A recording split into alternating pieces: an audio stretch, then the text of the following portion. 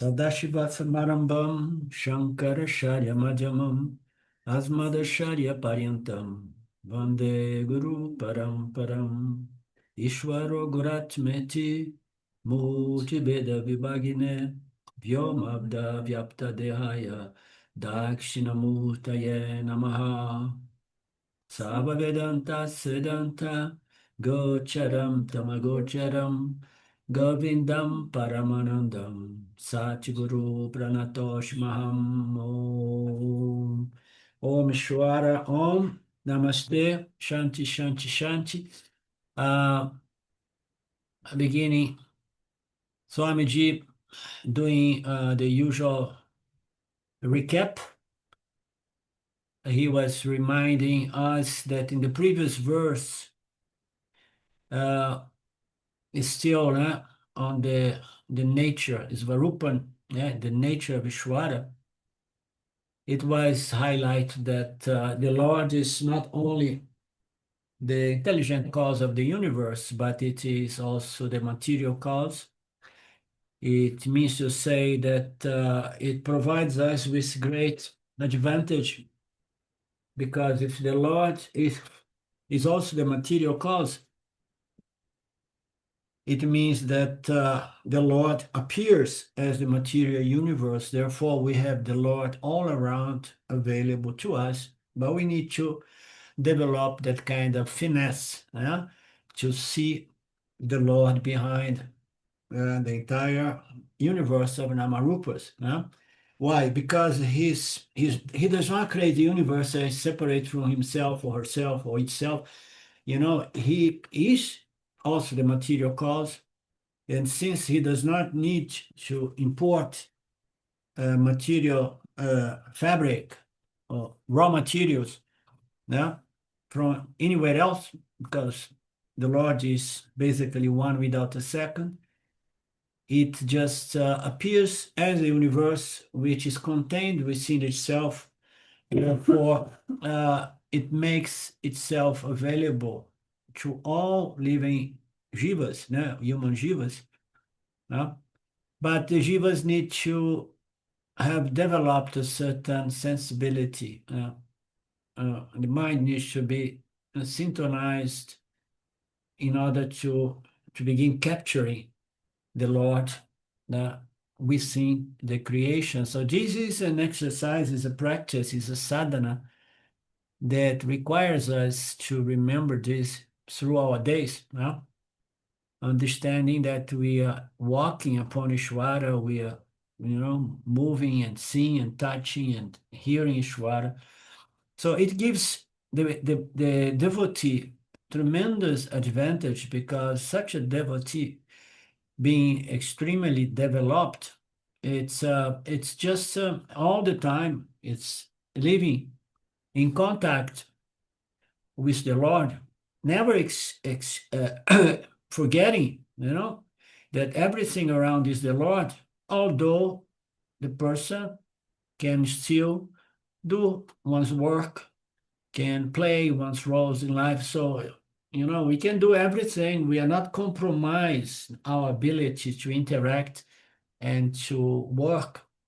In fact, our work becomes much more efficient, efficacious, and adequate, because we are purified by the means of bhakti, devotion. The mind gets purified, the sensitivity, the sensibility, and one becomes more compassionate, appreciative of the miracle of life.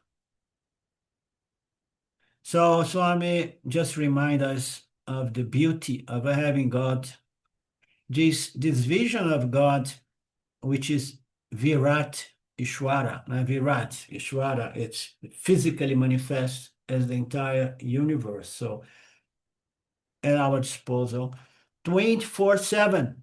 We can never live away apart from Ishwara.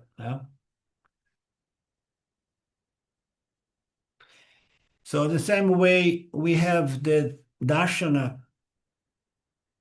of when we have something in gold ornaments or wooden, furniture, furnitures. We have the vision of the woods, and that does not cancel the vision of the furniture itself. If it's a wooden chair, when I look at a wooden chair, I don't need to choose one or the other. Those two visions happen simultaneously of the essential nature of the chair and the Namarupa chair. We do that all the time. Why? Because that knowledge is a more gross knowledge, and it's hardwired. When we see a wooden chair, we see both. We see the wood and we see the chair. Now we are seeing the Lord and the Namarupas, okay?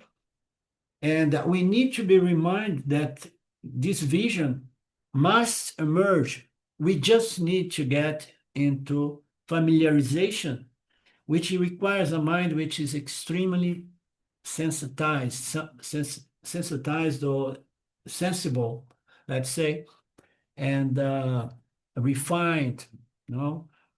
And then we begin seeing, you know, the gold and the ornaments of gold, the wave and the ocean, We see the waves, we see the ocean, and we see the water. We have no problem. We don't need to exclude one vision from another. It happens simultaneously because we have a clear knowledge in regards to those three levels. We see the waves in the ocean.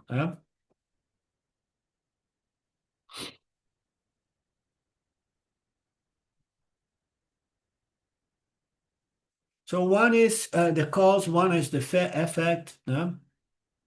So you have the vision of the Karana, and then you have the vision of Karyam. There is no Karyam other than Karana. When you see a gold ring, the ring is an effect of a cause. The cause is gold in this analogy. So the effect, which is the ring, the gold ring, is not apart from its cause, which is gold. Therefore, for that person who has this wisdom, this person does not feel like closing the eyes for getting darshan of the Lord. This idea, okay, let me get in contact with the Lord. So if you close your eyes, you're gonna get in contact with the Lord as well. Not the Virat Lord, okay, but Hiranyagarbha Lord. You're gonna go into the subtle expression of the Lord when you close your eyes. It says good, Okay, so now, okay, sure, I'm gonna see you as as the total impressions, total knowledge. I'm gonna go into your subtle formation or body, and then you're gonna get in contact with the subtle impressions as far as those impressions that became part of your human experience. So here it says the person who is the Vishwarupa, Ishwara Bhakta, is in contact with Virat Ishwara all the time. And then one does not need to go to a temple to remember Ishwara and to be appreciative and devotee and so on. One does not even need to close one's eyes like people. I say, let get rid of this world. I need to get in contact with God, as if seeing the world is an abstraction. You understand? And it is an abstraction if you see the world as apart from God. If you see the world as, oh, this is evil, it's a problem, it gives us, produce vasanas and likes and dislikes, and then you are having a very narrow vision of the Lord, not a very fine, refined vision of the world. No, far from that. So there are so many advantages of being a Virat Bhakta, Vishwarupa, Ishwara, Bhakta. Okay.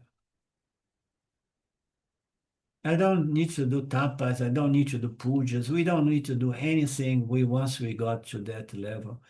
It's unbelievable. how this process of spirituality begins on the most gross level, which is doing physical and verbal things, to remember the Lord, to try to connect with God, and usually at that stage you do that because you want to have worldly gains, worldly facilitations, So it begins there. And then as we mature, we do less and less of that. But some people may feel like now I need to go in meditation to contact the world because the world out there distracts my mind from the Lord. Well, that's okay. And then comes a point that you don't need to close your eyes, because you integrate Ishvara on the two levels, in the subtle level, the mental, your understanding of God, the concepts, your knowledge of God, and now you have it integrated with the physical expression of God.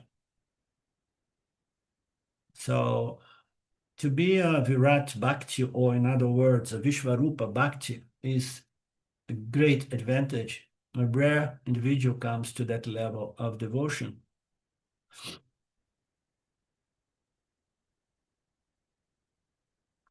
Only immature minds, uninformed mind, meaning to say a non-educated mind, a mind, without the proper knowledge in respect to the nature of Ishvara. Only such a mind requires doing things, going to temples, closing the eyes, and so on, to be in contact with God, or remember God, or to invoke God.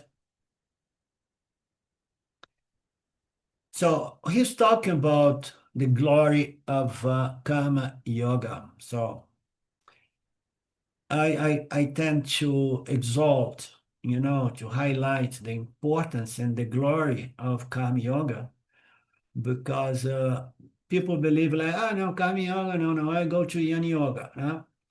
And first, that usually people are trying to bypass karma yoga. Second, they think that, oh, that is some easy thing for beginners. Beginners have to do that, but I am advanced student. But they have no clue how evolved a person is once it really becomes a karma yogi. Karma yogi has to come to this point of seeing the Lord all around and interact with the environment with love, reverence, appreciation, devotion, which is very transformative, which produce a rapid development of the qualifications required to successfully enter the Yana Yoga. So Swami says such a bhakta is Kami Yogi. We talk about the greatest yogis, which the Kami Yogi, because whatever experience comes to a person, it's given by the Lord, is received by the Lord, and one's response is dedicated to the Lord as well. You understand how highly a Kami Yoga has to be developed? A Kami Yoga is someone up there, which is different from a lot of the concepts there is in terms of doing Kami Yoga as selfless service and this and that. Kami Yoga is a knowledge yoga. You have to understand the nature of Shwara on the Saguna level, and by understanding this relationship, one unavoidably understands the laws and principles that holds this mithya reality in place, and then the fragrance of the rational aspect of Kama Yoga is devotion. So if devotion is not coming, it's not Kama Yoga. It's understand the rationality of the system, Ishvara system, as I like to say, Ishvara system. You may understand that, but the fragrance, the fructification of the knowledge in respect to Ishvara nature, as Saguna Ishvara, It fructifies as preparedness only if the fragrance, the spirit of devotion emerges. Huh?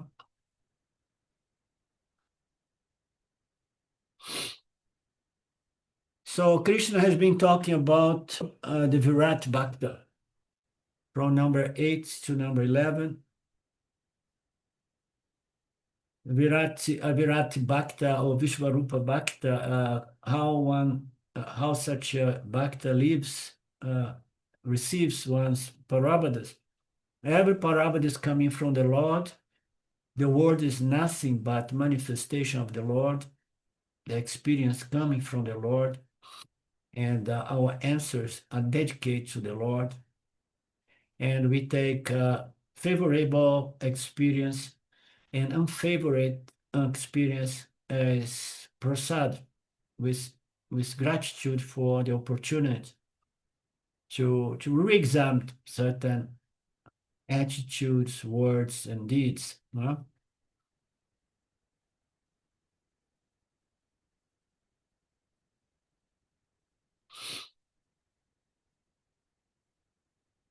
Okay. There is no resistance. This is a beautiful word. So for such a highly evolved karma yogi, there is no really resistance in regards to one's prarabdha. No? So one has to come to that level of knowledge, assimilated knowledge to the point of receiving extremely adverse parabhadas, with equanimity, with gratitude, graciously you receive the, oh my God, surprise, surprise. I discovered I have a terminal disease, knock, knock, knock, knock for all of us. And, doctors are saying that I have 3 months of life left.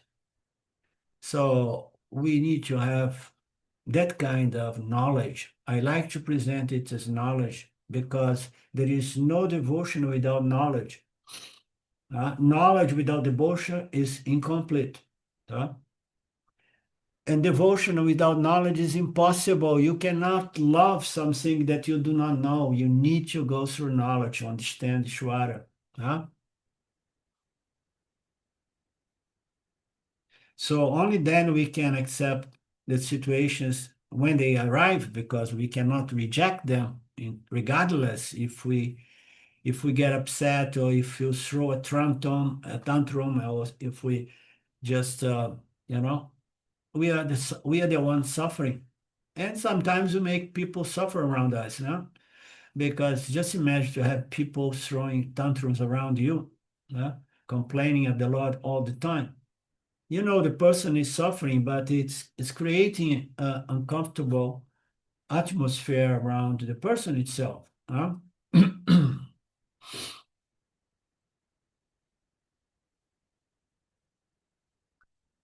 So Swami is talking again about this concept of choiceless situations. The present, we cannot send it back to Shwara saying that it was a mistake. And the past, we cannot do anything because it's already gone. And the future, we can only work through assimilation of knowledge and the attitude of no resistance to create a better future. We can only do that by understanding better, conforming better our attitudes, words, and actions to the laws and principles of the Dharma of the Lord. So there is a choice in the future, yeah, but I cannot really control my future, but I can influence positively my future, knowing that whatsoever good influence I'm doing now may be offset from past situation, or actions and attitudes and words that were producing papa in the past. So when it comes, one accepts everything, and we work for a better future, knowing that our goal is not producing a life just permeated by punya, punya, punya. Our goal is to go beyond the dependence on punya, although punya is better than papan. Papan distress the mind, and punya makes the mind more pacified to do the good work. But a lot of people, they want to have a good sensation. Oh no, now life is good and that's all there is to it. I can go to bed and sleep, have a nice feel. No, when you have a scientific mind, you have to really remember the scriptures, you know, remember the nature of God and so on. With regards to a choiceless situation, we can only accept it. The method of acceptance is to see everything is prasad.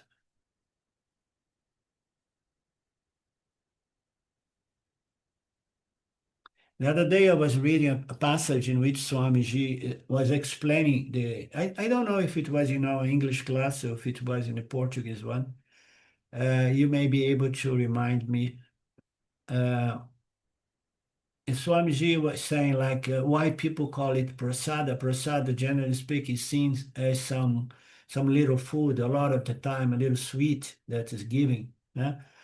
And but prasad is something that is Shanti. Hmm? Shanti. Yeah. Yeah, but the concept of Shanti? Paz. Yeah. Okay. But Plenitude. see, it was in my Portuguese class. It was described as Santi, no, Santa or Santi, a little bit different than just Shanti, which is peace, pacification and gratitude and reverence. I'm not remember right now the connection.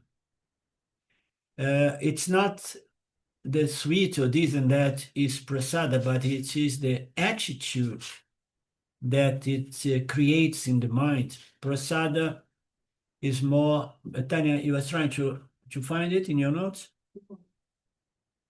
Okay, otherwise I'm going to look later on because I forgot the connection that Swamiji made. So what connection? The connection in between this little sample of food, Sim, praçada deve ser recebido como gratidão, né? Uma oportunidade do Senhor.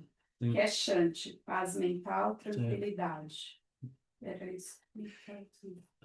We have lost Mark. Let me wait for Mark here. Anyhow, Betania was collecting here from her notes that prasad is an attitude of the receiver, yeah, of one's paravada. As an attitude is as gratitude and reverence and love and appreciation is that attitude. It's referred as shanti because the mind is pacified when it has no resistance in regards to what comes from the Lord. You understand? It's called prasad. And what is prasad? Prasad is not in the sweet, it's in your attitude. Okay? So the sweet is a symbol that allows us to develop an attitude of total acceptance, acceptance, not blindly, but understanding that Paravada is always designed, custom made, designed to each one of us.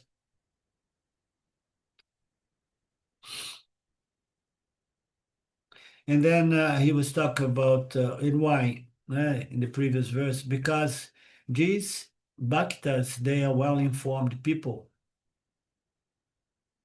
What is the knowledge? What is the information they get?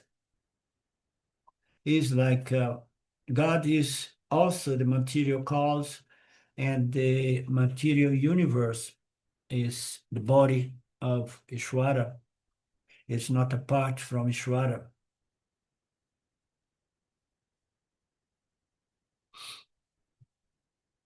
They don't know yet the nature of Nirguna Ishvara. Nirguna Ishvara comes later. And even when the knowledge of Nirguna Ishvara comes, it does not cancel the knowledge of Saguna Ishvara as a supreme intelligence, structuring the field and giving to us back our Prabhadas. Uh, Even once you assimilate the understanding of Nirguna Ishvara, meaning the Atma, Nirguna Atma, the only Atma, the only being, the only existence, the only consciousness, that does not cancel the understanding and knowledge of the Supreme Lord and the material law, the manifest, you know, as as our parameters in the physical material universe. So you have both. You have both darshanas. You understand? You see through the namarupas, you see God, and then you see the intelligence, and behind the intelligence there is Nirguna Atma. You enjoy both. Huh? The whole creation is a manifestation of the Lord.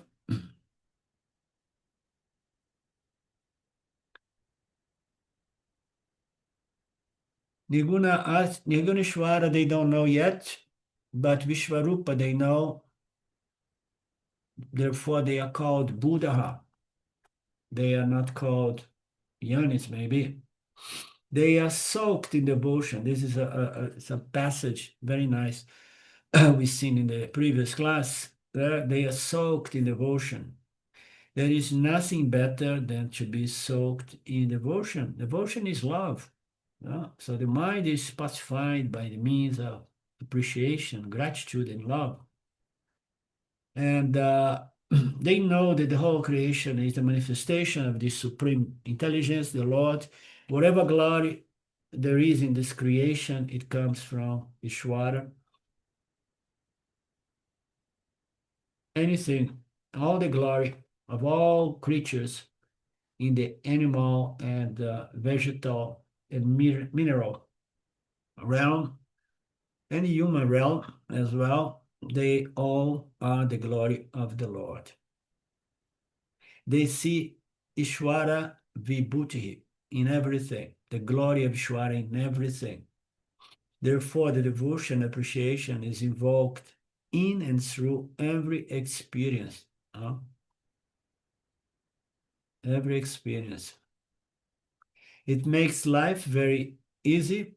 It makes this process of refinement, development, this process of maturation of the soul much more natural and rapid as well, because you are living your life. There is no separation, distinction between your life and your sadhana.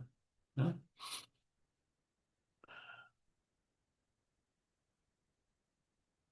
Swami shares a story somebody brought to him about 25 years ago about an astronaut that went to the moon, and it seems he went to the moon a few times. He writes his experience. He was looking at the glory of the earth, and the astronaut says that for the first time he understood that there must be a creator. This story became very famous. And some of these astronauts turned to become religious, spiritual people as well. Because from that perspective, they could see from a larger, a wider view, that the entire planet. And then one starts seeing, my God, there is so many divisions and conflicts and wars down there, and it's we are one planet and one people and so on. And he said there must be a creator, and this creator must stand above all religions. A creator who put a small part of the universe together, a small part, a little corner of this universe, of this galaxy, very small in a huge universe, how he can put it all together and create life, jivas, living sentient beings.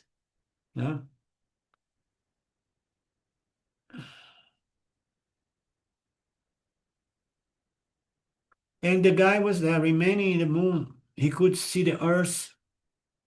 And the story, I mean, the interpretation of the Swami here, I don't remember if the guy meant Jesus at the time, but Swami is interpreting it to us to make it an opportunity to turn it into a teaching. No? He says that he felt very privileged to see the earth from there. He went back to the moon and he had the chance literally to challenge that theory that there is a creator. So he was back and forth. And then in the last time is, I mean, when I stand on the planet Earth, I have the impression there is no God. But when I stand at the moon, I have the sensation that there must be a creator, a God. Right? And then he went back to the moon, and then he said, "I'm gonna challenge that that insight I had that there must be a creator." Yeah? Uh, that theory that there is a creator, and then he said, and he came back loud and clear. So when he was up there, it's almost as when he comes to the world, the earth, and then he gets this ignorance. When you are too close to things, you don't have an objective view. Huh? But when that's why it's so difficult to have objective view of our egos, because it's too close, we are too identified as the ego. But when we stand outside, and this has a lot to do with self-knowledge as well, you stand, you see the ego more objectively. And otherwise, everybody is very good in trying to see the ego of other people, but not one's own ego. Huh? So he went there, and then again, boom, came the same impression. There must be a creator, came back loud and clear. When I go to space, to the moon, I have no choice, but I see that there is God. Then to believe in the creator, there is no other explanation. And he puts a question. After all, he's himself in the moon. He got enough worry whether the rock would go back. So this is the twist that Swami turns this into a nice teaching as well. Just can you just hold for a moment, please? How do I do? I'm feeling cold. So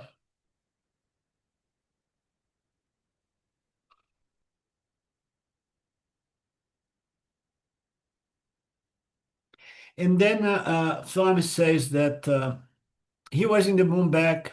He had a lot of work, and he had a lot of worries as well. Now, is it going to work out? Are we going to be able to go back to the Earth again? Is the rocket going to make it? And my family there, when I left, there were so many problems. I even forgot about God when I was there. So many problems, and then he was having all of that mental activity while he was in the moon. But the duties and the work he had to do, but he was never losing the vision of God from there. Então, the teaching here is that once you develop the vision of God, that does not contradict all other visions you have and solutions you have to find in regards to the challenge presented by life. So you never lose your vision as someone who got in touch with Visvarupa or Virat Ishwara.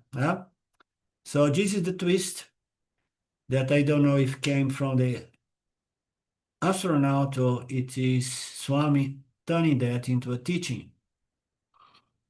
So did all this distract? He says that the astronaut, he himself raised the question, did all this distract me from my work? So to be a devotee of the Lord, you have to drop all the work if you are not a Visvarupa Bhakta, Ishvara Bhakta. No? You have to, no, I go to the temple now, I cannot think of anything. No, in the background, you are doing your work. In the background, you never lose the perspective of the Lord. The same way you don't remember, you don't need to remember this chair has two natures. One is the Namarupa chair and the other is wooden, wooden nature. Yeah? So you don't need to remind yourself. It's there. Knowledge is that once is properly and hardwired, established, it's always good. Understand? It's always good. We don't need to remember again and again. This is not a table. This is not only a table. It's a table and wood. It's a table. No, that is a well-established knowledge. You understand? So if we develop this well-established knowledge that the entire universe, physical material, is the body of Ishvara, and then we don't need to work to remember. It's not. It's easier said than established. Okay, and this is something that happens in the background, in the subconscious mind, and how we going to understand that we got there, huh? Mark, what do you think? How can access whether we got there or not? Well, when I see everything, I see the para prakriti and the apara prakriti. So I see everything as the creation of and that as apara prakriti, and then behind all that, I know that the para prakriti is the substratum of everything. Okay. Anything from you? So it just. I understood. Anything from you, Lynn? I think it's when something happens and you see it as your parabda and you say, so good, that's been delivered. Thank you. Yeah, this is So all part of it. It's all you part of it. you don't waver. There's just really this. This is all part of it, of a knowledge well established. But the Yeah. answer I'm asking is a specific answer. Is What like is it? we develop this, understand this knowledge. How are we gonna know this knowledge is properly established in my subconscious mind so that I don't even need to remember that? What is the evidence that this knowledge is properly established in my mind so that I don't need to make an effort to remember that I see wood and I see a table? I don't need to remember, so what is the evidence that this knowledge is well established? The evidence is devotion. Love. The Right. fragrance is devotion. When you start seeing devotion, it means, now I have internalized this knowledge, and now I have the knowledge, and I have the fruits of this knowledge. This knowledge is devotion. And then I say, it means to say that it is well established in my causal body, in my subconscious mind.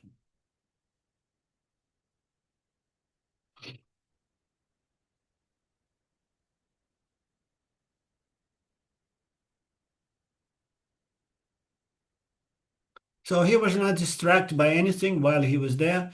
And then he says, to appreciate God, you need not drop all the duties.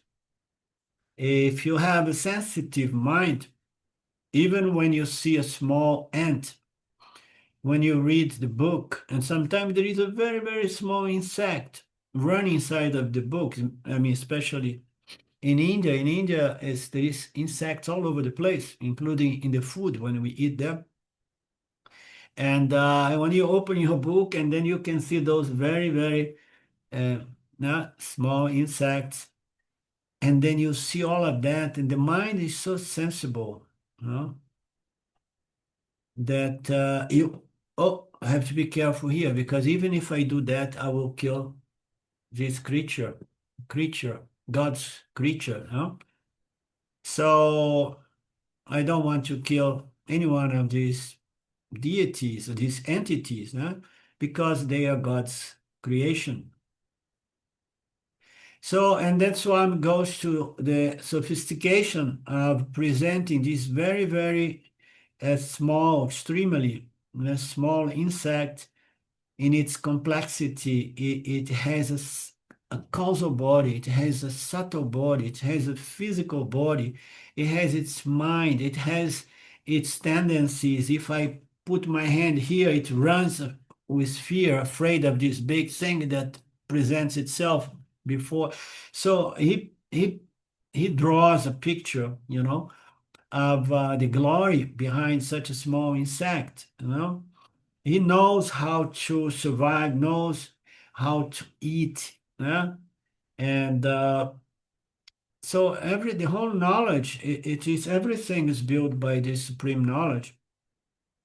And then one has to wonder in regards to the glory of the Lord. Look at the rose, you can appreciate the Lord. Look at the sky, you appreciate the Lord. Virat Bhakti does not require dropping work and profession and activities. Your mind is sensitized and properly informed. It has knowledge in regards to the glory of the Lord. Very beautiful, don't you think? And such a Virat Bhakta is described by Krishna in these verses. Therefore, they are Bhavasa Mavitaham. Every plant, every insect, every star, every tree, every river invokes devotion in such a mind. Everything is going to invoke devotion in the heart of such a highly elevated spiritual karma yogi.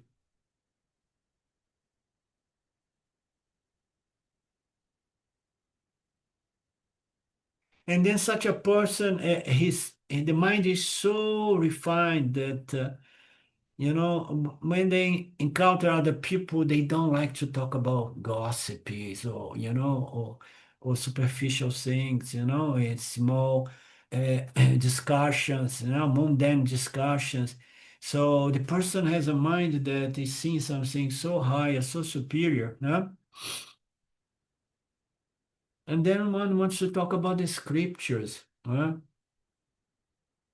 is, I mean, what else you want to talk to people? Yeah. Chi, chi, chi, chi, chi, chi, chi, chi, chi, chi, chi, chi. Yeah. So you want to talk about the scriptures. If if you have the opportunity with your guru, you try to have a conversation about Vedanta and raise questions about Vedanta and things like that. Bhaktas cannot think of anything else other than this cosmic beauty and this Shastra knowledge. The glory of Ishvara, that is said in the next verse, fixing the mind and sense on me, mutually sharing the knowledge about me and speaking of me, they are always contented and delighted. So it's a very beautiful verse because the person has developed such a sensible, refined mind that now it sees Ishvara all over the place. The mind is fixated in the Lord through the senses. And this person is going to see something so higher and superior to talk about. And they want to talk about that. You understand? They want to talk about that. They don't want to talk about, small little things, samsaric things. So such a mind is going to be so much in contact with this higher principle called Saguna Ishwara, and they are going to be inclined to share the knowledge about me as well, speak about me. So we want to have Vedantic conversations, sharing the knowledge, if it's possible, knowing that the knowledge comes from the Lord, and speaking about the Lord with other Vedantins or other people who have a mind which is a little bit more refined or mature. They are always content and delighted. Why? Because first they developed this darshana of the Lord all around. It's like the miracle of life. We begin not forgetting the beauty and the glory and the miracle. And then the person does not want to go around talking to 100% of samsaris who only have superficial, futile conversations, gossips, among other things. This person having the sense and the mind fixates on this higher knowledge, which brings about the devotional attitude. Of course, such an individual is always delighted and content. Very beautiful. There is no way to pacify the mind except through this process of assimilation of the nature of the Lord. Shwara Tattva. The Virat Bhaktas see the Lord alone in and through their daily experience, not through the physical eye. Not through the physical eye. Physical eye will report only physical matter. Like that astronaut, his eyes saw only the earth, his sensitive mind saw the Lord as well. Seeing is not a physical perception, but through the eye of maturity, you see through all Namarupas. You see what? You see the Lord, the supreme intelligence, the miracle behind this living planet, and so on. So we see both, we see the chair, the desk, and we see the wood, we see both. You understand? We develop such a sensible mind so that we see both. So we see the Namarupa desk or chair through the eyes, but we see the wood through the eye of wisdom, knowledge. You understand? The Namarupa table is perceived through the sense, but the knowledge of the essential nature of the wooden desk is this is only wood. Huh? This is what happens with a sensitive mind. Seeing is not the physical perception, but is the eye, the vision of maturity through the eye, sometimes referred to as the third eye, which can see the essential nature of things, the essential nature as God. This organizing, coordinating, intelligent, harmonizing principle called God. So does such a bhakta. For such a bhakta, God vision is not a particular time or place to be and practice. It's at all times. Therefore, their mind is always fixed on me. They cannot leave sight of me, therefore they are in joy and delight most of the time. Not making any effort. It's just a knowledge properly and assimilatedly and internalized. The transformation comes through devotion. The fragrance of such a transformation is devotion. And with Yin Yoga as well, the fragrance of Yin Yoga is devotion, is the ability to accept things knowing that is following a certain order designed, to each one of us. Oh, it's coming the end of time, there will be something. This civilization is over. So there's no need to panic. There's no need to be afraid. You trust the Lord. The mind does not need to be, no. You trust the Lord. No?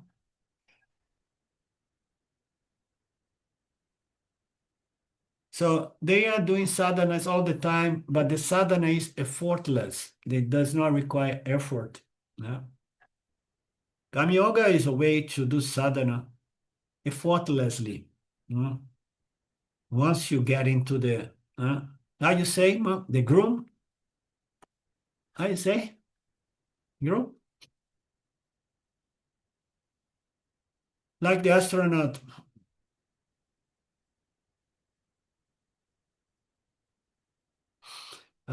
He could have shared anything else, but he could share this and this sharing mutual. They can never discuss the mundane politics and gossips and fights and hatred in the world, criticism and judgments and jealous, competition among people. They don't want to have energy. They don't want energy for all these lower conversations. Valuable time they want to keep on the highest possible topic, the nature of the self, the nature of God. These higher topics is the interest of a mature individual. That's why one develops, as we grow, we develop more and more disinterest in chi-chi-chi, samsaric chi-chi-chi. Silver sometimes complains, says, oh, you don't talk, you don't see people, you have no interest in anything and anybody, So no, I have interest in my chicken and in my dog, and I have interest in those rare disciples, students that want to talk about these things.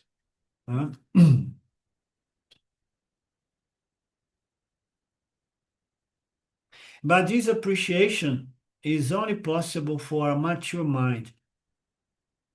It is very easy to start any fields of knowledge, such as chemistry and physics, but the other day, the wife, and then he was giving one of his favorite jokes. The wife was crying. Her husband was a highly intellectual professor, and he had no feelings. He was all here in the intellect, knowledge, knowledge, knowledge. And the wife, feeling neglected, was crying, crying, crying. And she say, you don't care for me. You don't pay attention. I'm here crying, crying, crying, and you don't do anything about that. And then he had knowledge about chemistry, and he had a small lab in his house. He took the tears, went there, he took the tears from his wife, took to the lab, analyzed to see the chemical composition of those tears to understand, okay, so there is so much this, too much that, there is too much sodium chloride, and the wife, no, it's not about that, It's not that kind of knowledge. I want you to have love, compassion, and empathy and give me attention, in this sense. I don't want this kind of knowledge. This knowledge is not going to transform anybody. There is no scientific knowledge that transforms anybody in terms of real spiritual development. No chemical analysis will reveal love, compassion, empathy. God is discerned not physically. It cannot be analyzed through perception and inference and our scientific instruments. God is known and discerned by this different eye, the eye of wisdom. And for that, we need to be educated. We need to feed the mind with the knowledge so that we develop this vision of wisdom.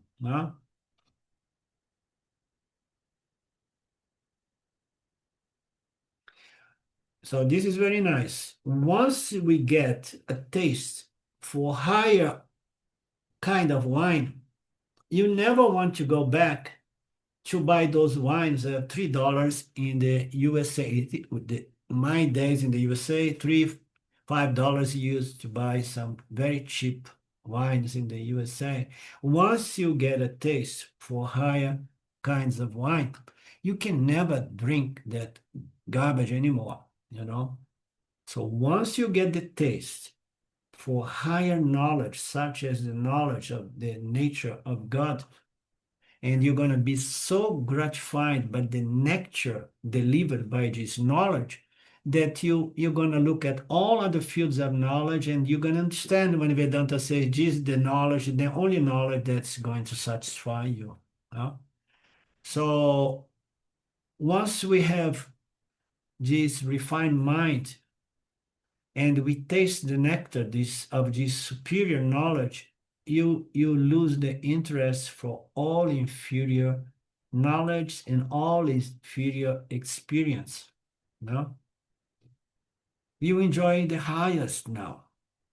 So now your mind, your activities, they are always related to these higher things within the scope of human experience. And don't worry, you can still go to your job and do your work. You're going to be even more efficient. Huh?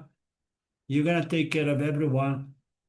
We cannot avoid activities, and we cannot avoid samsaris. Samsaris all over.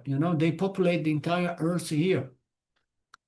So it's very rare to find a samsari here and there.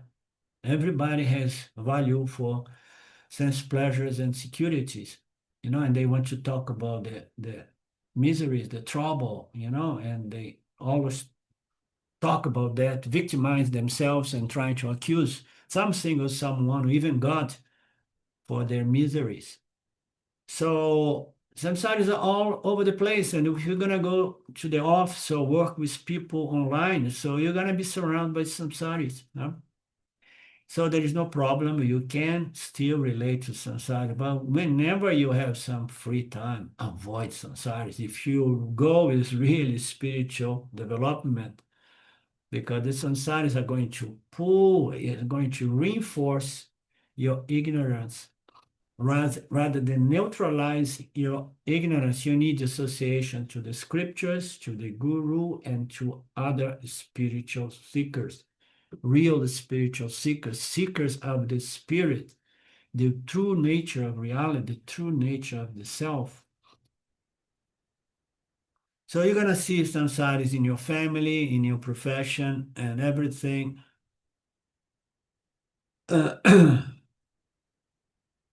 And it's all okay, it's good, but don't get stuck with wrong associations.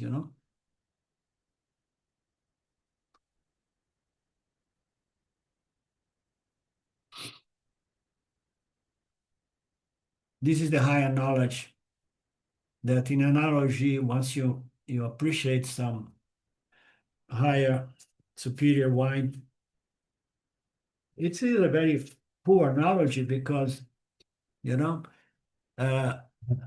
it's nice to appreciate a very, very superior wine, but once you get to drink the nectar of the spiritual knowledge, the high or the satisfaction of wine is just like, you understand? It's just a gross kind of analogy for people with grosser kinds of minds. To them, what is going to happen to these people with such a sensitive mind, with an ability to appreciate everything as they come, accepting everything without resistance? What happened to these people? They revel in devotion, in appreciation, and gratefulness to the Lord. What happened to them? To them who are ever steadfast and who remember me, adores me, worship me with a steadfast devotion, I give that yoga of wisdom by the... I'm sorry, I'm a sentimental guy. Sometimes I get emotional.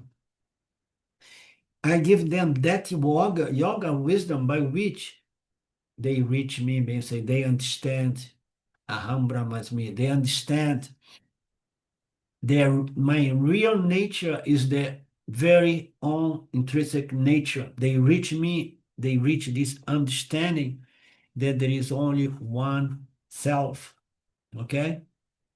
So for these people, these highly developed Karma Yogi, who are steadfast in their devotion, in their reverence, love, and gratitude, accepting everything and offering, dedicating one's dharmic actions to the field as a service to myself, as the entire Virat manifestation of myself.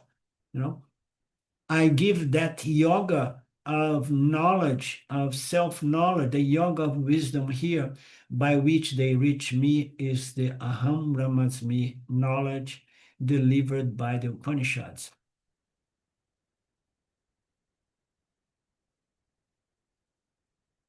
But before that, they live a life ever connect to me. They never forget their relationship with me. In and through their relationship with other people, that knowledge not forgotten. A wave in the ocean is fundamentally related to the ocean. And it may lose that darshana that I am of the same nature of the ocean. I am not, I am intimately related to the ocean, okay? The initial understanding. I'm born of the ocean, I go back to the ocean, I'm born again from the ocean, I go back to the ocean. So the wave begins to understand the law of rebirth, that waves come and go, and they appear and disappear and resolve back into the ocean. They say, oh no, I believe in reincarnation, of course, I appear and disappear. So that is the initial understanding. They relate in a very fundamentally intimate way to the ocean. Therefore, the wave is primarily related to the ocean. Therefore, it's called the fundamental relationship of the Karma Yogi. He sees the ocean, he sees the entire manifestation of this physical material universe, and they see that I'm an integral part of this manifestation. Okay? And therefore, I'm greatly grateful for the Lord for embracing me in this magnificent manifestation. Is the most primarily related fundamental relationship. Imagine that this wave rises in the neighborhood. There is another wave, and this wave looks at the other wave, and they fall in love with each other. Very common, huh? So two waves fall in love with each other.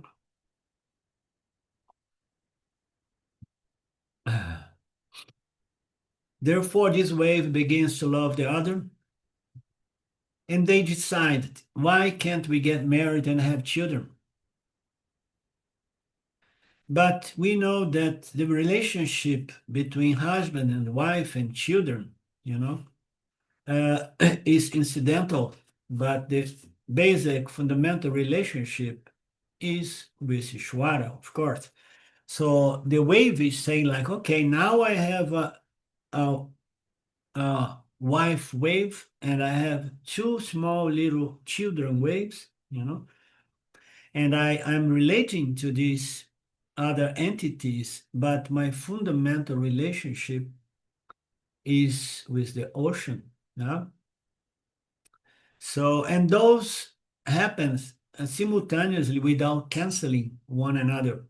So you can have relationships with partners, boyfriends, girlfriends, and have children and whatever, and that's why the Karma Yogi can accommodate all kinds of relationship, because fundamentally he understood this basic fundamental relationship with the Lord so that he can engage other relationships without losing the vision, the perspective, that my intrinsic and true fundamental relationship is with God, and I need to teach that to my children as well.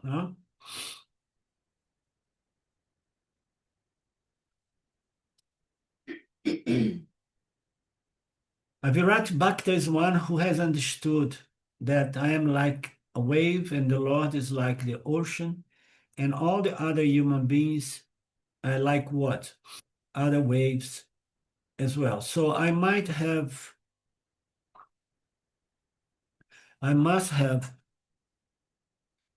sorry, I'm getting an important message, a problem I was trying to remember, but I'm trying to, and I don't want to deal with now. Popping in the corner of the laptop. So, I get.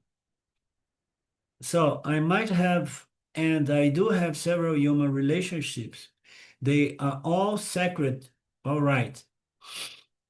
But much more sacred is my relationship with the Lord. The human relationship can last for one lifetime. Some people manage to stay within one marriage only.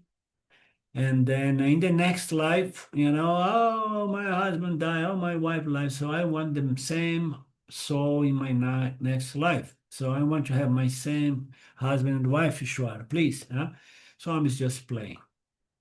So people, they okay, but they at least they understand that there is Ishwara.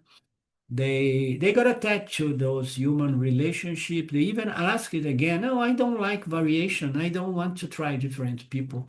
I want my old familiar partner in the next life as well. And he says that is all right. Okay, sooner or later, such people are going to develop an intense and desire for something which is higher. Now I want my relationship to be with Nirguna Atma, which is the true nature of my children, my partners, and the true nature of Ishwara. They are going to be born with a desire for moksha. But that does not matter. We don't know next life. Meanwhile, you can just ask Ishwara to give you the same husband and wife. Who knows? Both are going to, you don't even know if your husband behaved good enough to be born as a human being again. He may be born again as another kind of creature, But so he keeps playing around that. And then say, you lost your husband. Maybe he already became a rat. And he's so attached to you that he's living in your basement. I mean, he's really nuts sometime, huh? Okie dokie.